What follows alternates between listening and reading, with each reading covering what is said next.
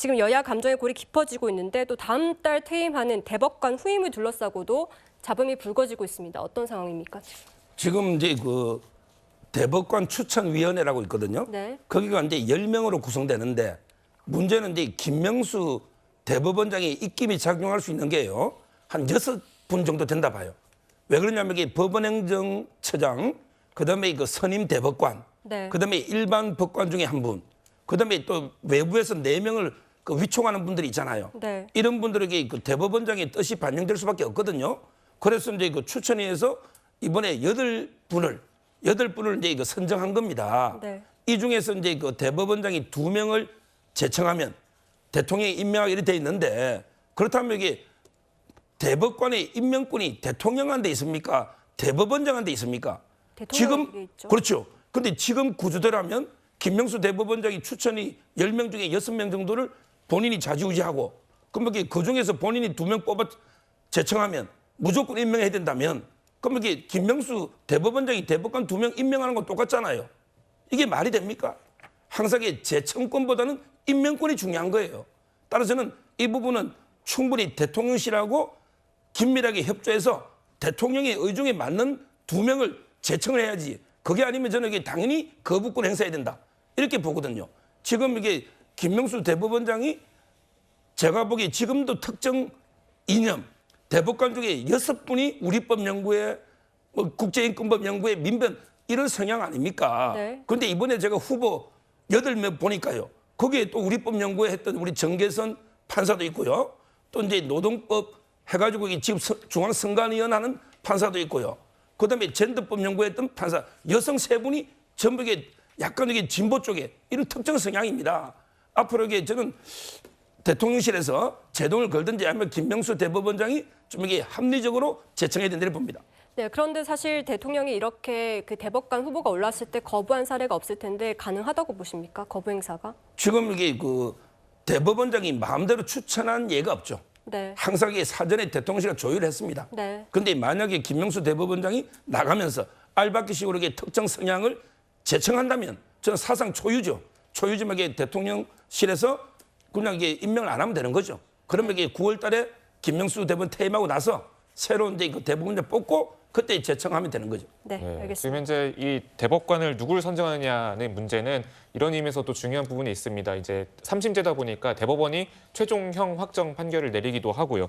그리고 앞서 보셨던 노태학 선관위원장도 대법관입니다. 이렇게 헌법상 독립적인 지위를 가진 기관과 위원장과 겸직하는 그런 경우가 있기 때문에 상당히 중요한 의미가 있다고 보이는데 장윤주 변호사님, 이 대통령 임명권이 우선이냐 혹은 대법원장 제청권이 우선이냐 이걸 두고 갑론을박이 많이 나오고 있는 것 같습니다. 네, 그렇습니다. 일단 헌법상 대법원장의 제청 그리고 국회의 동의를 얻어서 대통령이 임명하도록 되어 있습니다. 물론 이 제청권과 임명권을 그 사이에 놓고 본다라고 한다면 대통령이 임명하는 임명권이 더 우위에 있다라는 해석도 가능해 보입니다. 그러나 대법원장의 제청과 국회의 동의 또한 헌법상 명시되어 있는 명백한 절차이기 때문에 그 부분을 무력화시키는 대통령의 임명권도 인정되긴 어렵다고 생각이 듭니다. 만약에 이번에 대법관이 제청을 해서 올린 부분에 대해서 대통령이 사실상 임명을 보류하는 방안도 생각할 수 있을 것 같은데요. 그렇게 된다라고 한다면 사실 현직 대법원장의 제청권 자체가 무력하게 되는 부분, 그래서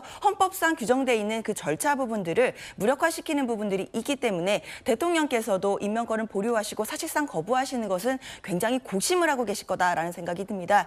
그렇기 때문에 그 법조계에서도 그리고 이제 대통령실 사이에서도 지금 사전적인 조율도 많이 이루어질 것으로 예상이 되는데요.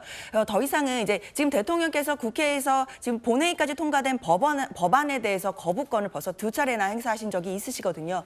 그렇기 때문에 대통령실도 이번에 대법관 인사에 대해서도 또 임명을 보류하시는 것도 굉장히 부담스러울 것이라고 생각이 듭니다.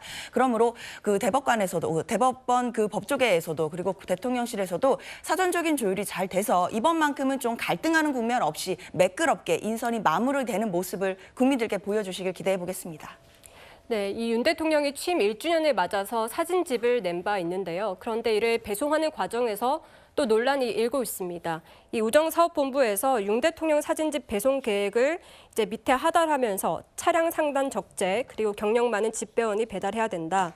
3회까지 대면 배송하라는 공문을 보냈는데 여기에 대해서 이제 논란이 일자 이 우정사업본부 관계자가 대통령실로부터 택배를 받는 쪽은 중요한 사람들이기에 더 안전한 배달을 요구하는 차원이다 이렇게 해명을 했습니다. 그런데 이 중요한 국민이라는 말을 두고 또 민주당 측에서 논란을 제기하고 있습니다. 부장 차장님 어떻게 네. 보십니까? 왜냐하면 모든 국민들이 받는 것이 아니고 한 1,000명 정도가 이제 이 사진첩을 받는다고 합니다. 이 사진첩에 등장하는 분들이 이제 주로 이 사진첩을 받게 되는 분들인데요. 저는 우정사업본부에서 뭐 중요한 사람들이다 이런 표현 자체는 좀 오해의 소지가 있기 때문에 좀 해명 과정이 좀 원만치 않았다 이런 생각이 들고요. 다만 우정사업본부가 대통령실에 어떤 선물을 배달할 때 이렇게 우선순위를 뒀던 것이 윤석열 정부 들어서 처음 있는 일인가? 아니면 문재인 정부 그 이전에 박근혜 정부, 이명박 정부, 노무현 정부, 김대중 정부에서는 없었는가? 저는 그거에 대한 형평을 좀 볼 필요가 있다고 봅니다. 역대 대통령실에서 보낸 과거에는 이제 청와대였죠. 청와대에서 보내는 선물은 그 우선적으로 배송을 했고 안전하게 배송을 하기 위해서 우정사업본부가 상당히 심혈을 기울였습니다. 그거에 대한 이제 연장선이다 이렇게 해석을 한다라면 좀 무리가 없을 것 같고요. 다만 해명 과정에서 대통령실에서 보내는 선물을 받는 사람은 중요한 국민이고 못 받는 사람은 그렇지 않은 인상을 준 해명 자체는 좀 잘못됐다. 다음부터는 그런 부적절한 해명은 좀 하지 않았으면 하는 바람입니다. 네, 지금까지 윤석열 정부와 관련한 이야기를 짚어봤습니다.